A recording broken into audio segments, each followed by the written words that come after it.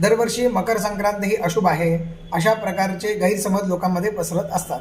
परंतु आत्तापर्यंत अशी कोणतीही संक्रांत अशुभ अशी आलेली नाही आहे आणि इथून पुढे सुद्धा येणार नाही, कारण कोणतीही संक्रांत अशुभ नसते.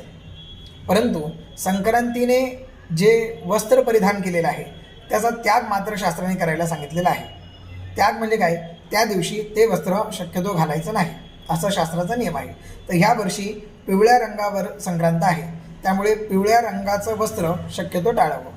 दुसरं की यावर्षी जी संक्रांत आहे ती एकादशीच्या दिवशी आलेली आहे. मग एकादशीच्या दिवशी देवाला नैवेद्य कशा प्रकारे दाखवावा?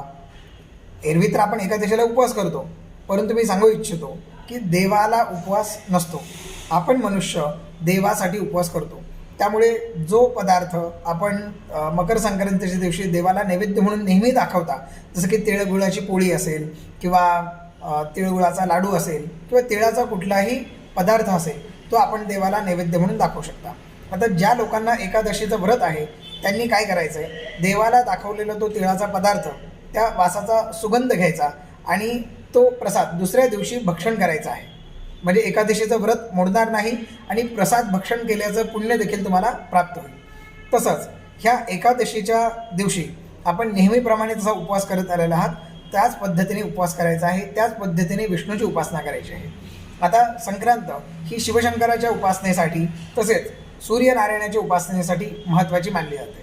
तसंच एकादशी ही विष्णूच्या उपासनेसाठी महत्त्वाची मानली जाते. आणि यावर्षी हा महत्त्वाचा एक चांगला योग तयार झालेला आहे, ज्यामध्ये विष्णू, शिव आणि सूर्यनारायण हे तिघांची एकत्र उपासना आपण या दिवशी करू शकता.